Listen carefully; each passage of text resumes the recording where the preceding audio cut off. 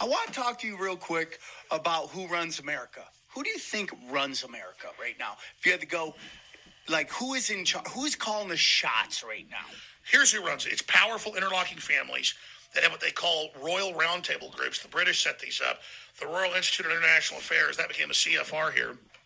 They have their own councils in Europe. And the same 20 or 30 guys all then sit on the boards of Bilderberg, CFR, Trilateral Commission, and then they put out policies that all the other corporations and banks have to follow, or they get broken up. They get attacked. So there's a global corporate mafia that are mainly scientific dictators who see themselves as technocrats who want to bring in a one world government where they track everything you do to then control the population and bring in this future tyranny. It's going to be a post-human world where they eliminate all humans. They believe their God Lucifer tells them they have to kill everyone after the world government's established, and then they will merge with Silicon and become a god. But they have to merge with this god that then comes and collects different civilizations, and the head of the Illuminati at the time was Arthur C. Clarke. So he wrote Childhood's End. That's an allegory for the actual plan transmitted to them interdimensionally by Lucifer. Welcome to Truman's Town Hall with your host, Matt Truman.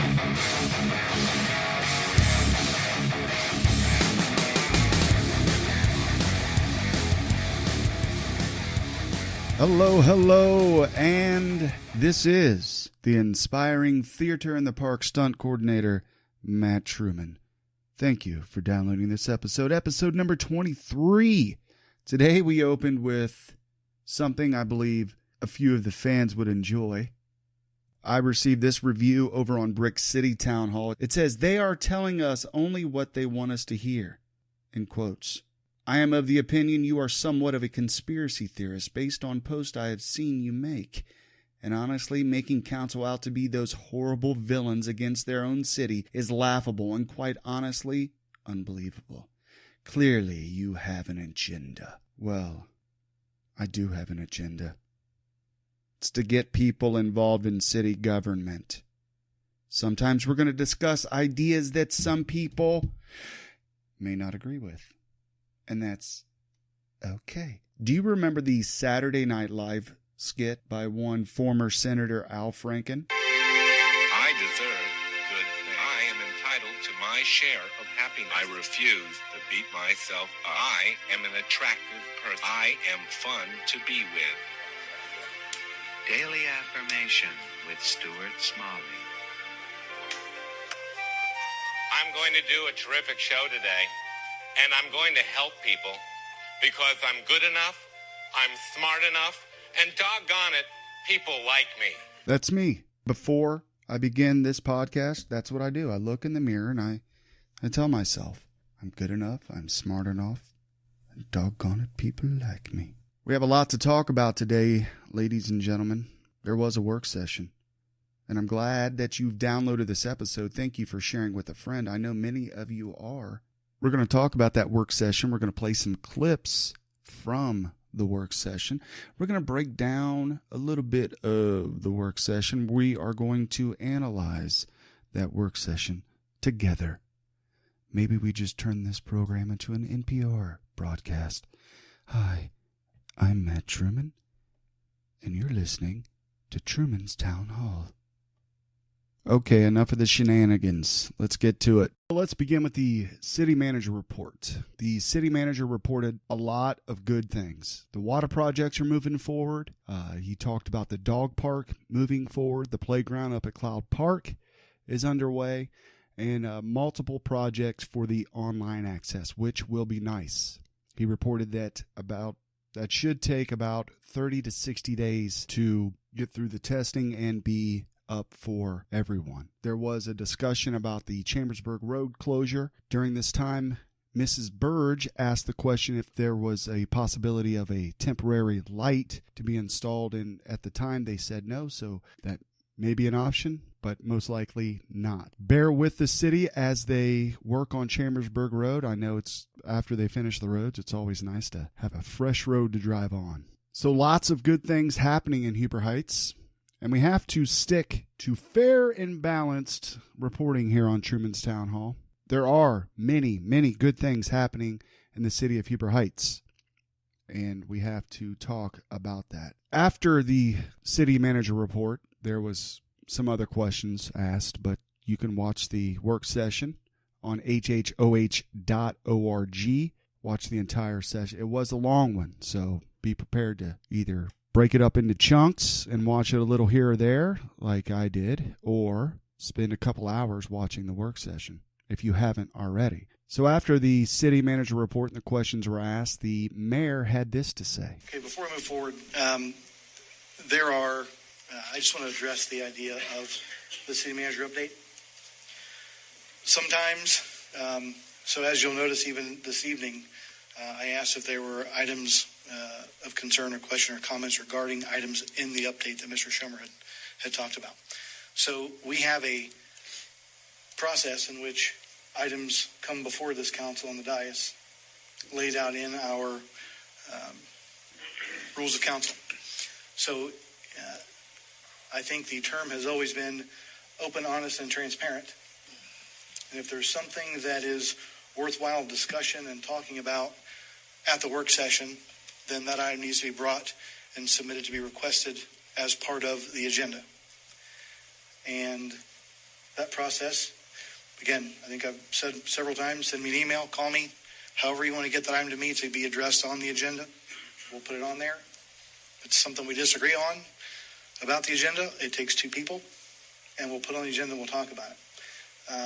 The big reason I bring this up is because if something is talked about, if we leave the city manager update open to just talk about whatever, then there are people on this council who aren't prepared to talk about what those items are, to get involved in that discussion. And I think it's important that if we're going to talk about all kinds of things outside the scope of the city manager update, everybody on this council should have the opportunity and ability to know what is on the agenda, what would be in the packet, and have the opportunity to discuss that. So after this evening, just want everyone to know if you have questions, you have comments, that's perfectly fine. If there's an item important enough to discuss, bring it to my attention, we'll put it on the agenda and we'll talk about it.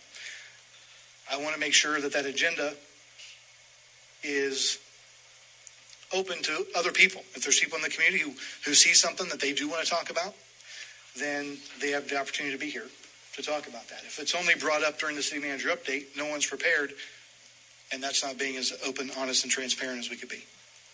So that will be the process of the city manager update moving forward. I think this would be an excellent time to go over some of the Huber Heights City Charter. Section 4.14, Rules of Council, says, the council shall be a continuing body. The council shall adopt, by a majority vote of its members then holding office, its own rules which shall not conflict with this charter and shall remain in effect until amended, changed, or repealed by a majority vote of the members of council then holding office. The rules shall go into immediate effect unless a later date is specified, and shall not be subject to initiative or referendum. The rules of council shall provide for the number, composition, and manner of appointment of committees of the council, and such other matters as the council shall determine to be necessary for the proper functioning and government of the council. Okay, so the important thing to point out in section 4.14 is its own rules which shall not conflict with this charter. So the rules of council cannot conflict with the charter. What does section 5.02 say in the city charter? Section 5.02 for legislation, this is the 5.02 introduction. Any member of council may introduce any ordinance or resolution at a regular or special meeting which shall be in written or printed form and shall contain a concise title.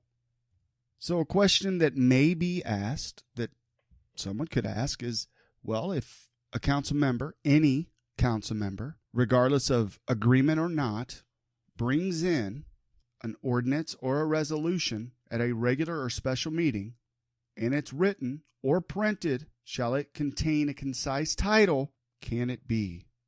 Will it be allowed to go forward? So that's a question you can ask. Next on the agenda was the supplemental appropriations. It was just a general supplemental discussion. You may want to check it out.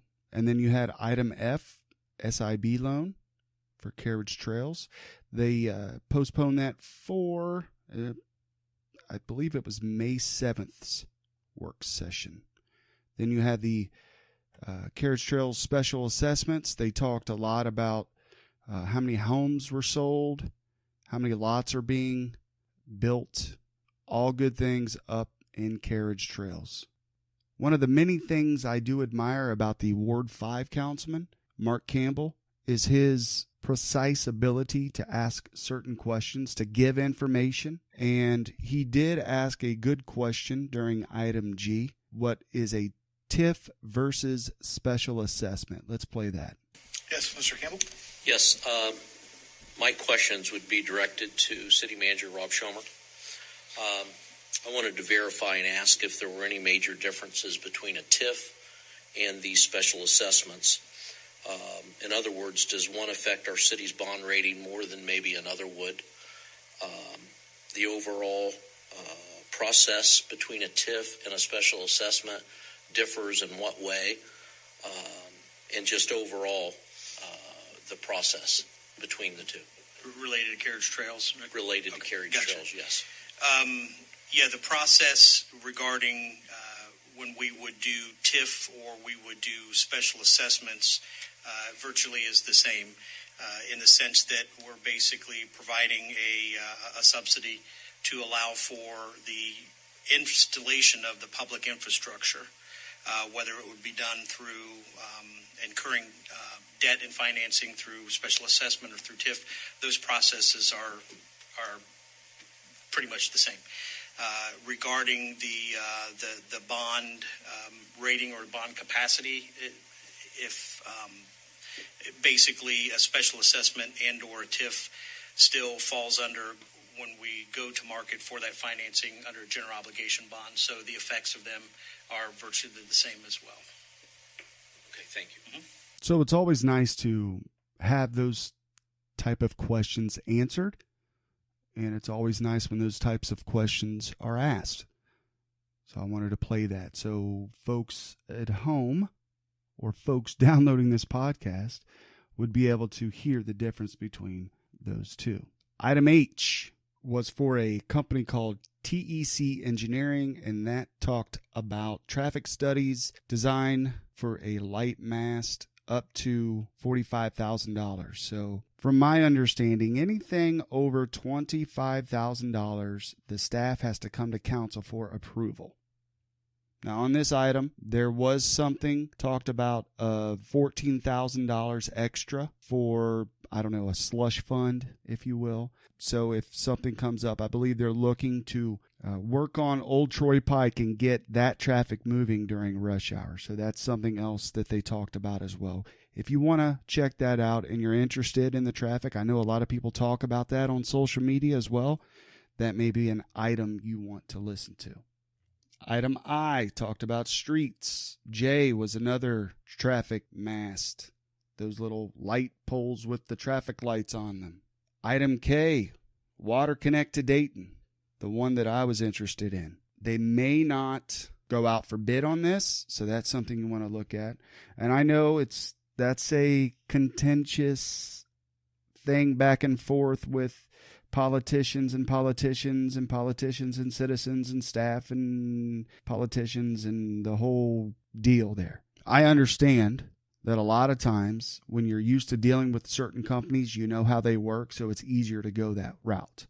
So in private business, I totally understand using one company. If you don't want to go out to bid, you're a private business, that's totally up to you.